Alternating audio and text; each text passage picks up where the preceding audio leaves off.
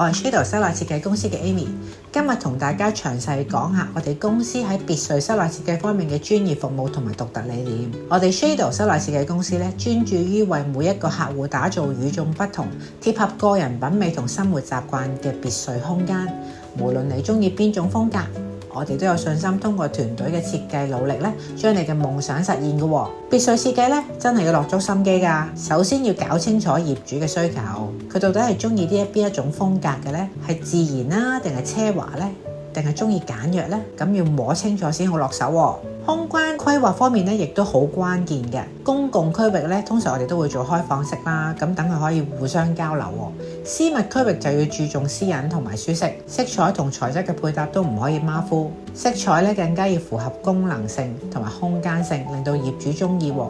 好似睡房用暖色營造溫馨感，書房就用冷色有助於集中精神。先同大家講下我哋公司喺元朗萬兆豐花園呢一個案例。當時咧業主就想要一個可以放鬆身心嘅房間，我哋設計師團隊咧即刻將間房嘅設計呈現出簡約嘅風格，地面就鋪光滑嘅米色瓷磚啦，反射光線咧就令空間更加明亮。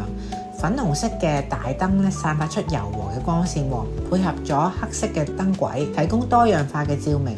窗邊白色透光紗嘅紗窗咧，同深色嘅厚簾結合，既自然可以自然光入嚟啦，又可以保障到私隱。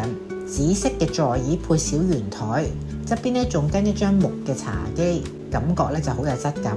地咧我就用咗啲幾何圖案嘅小花紋啦，牆上面有啲掛畫增添藝術氣息，整體嘅佈局好合理嘅，色彩柔和，功能性同埋美觀兼備，營造出舒適而且時尚嘅居住氛圍。再嚟講下我哋九肚山雲鶴呢個 project 啦，呢個係比較高端嘅別墅項目嚟嘅。呢個項目咧本身都係充滿住法式浪漫同埋奢華嘅風情嘅。咁我哋設計師咧就想將呢一個精髓延續啦，將每一個細節咧都做到盡善盡美，現代同埋溫馨融合嘅風格，更加顯得呢間屋咧係溫馨嘅氛圍嘅。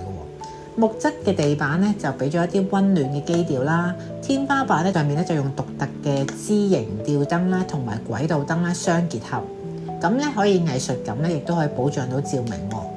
大面積嘅地窗咧配搭灰色嘅窗簾同白色嘅窗紗，可以將啲自然光咧引入屋企，又可以保護到私隱。圓形台咧搭配灰色同木結合嘅座椅，台面就會加啲擺設啦，增添啲生活氣息。深色嘅櫃上面就擺放啲插花作品，咁你就有多啲生活情趣啦。灰色嘅 L 型梳化配啲抱枕，舒適感十足。後面嘅玻璃櫃就俾佢陳列物品啦，咁就會豐富咗啲空間感。整體設計咧都好現代同埋溫馨嘅，佈局合理，無論想一個人放鬆定係同朋友聚會咧都啱晒㗎。咁再同大家分享下一個筆架山1號嘅案例啊！當時業主咧就話想要一個現代簡約但又充滿品味嘅空間喎。咁喺客廳咧，我哋設計師就用咗木質嘅元素同大理石完美交合啦，營造咗啲高雅嘅格調喎。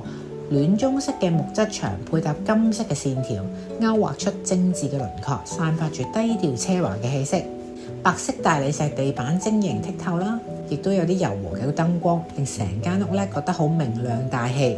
本身就有個白色嘅旋轉樓梯啦，令到個線條好優雅。咁我哋旁邊就配搭咗個書台加啲木凳啦，方便咧小朋友可以讀書同埋做功課嘅。餐台咧配搭灰色同木色椅，台上面就放啲鮮花，用嚟增加咧食飯嘅時候浪漫嘅情調。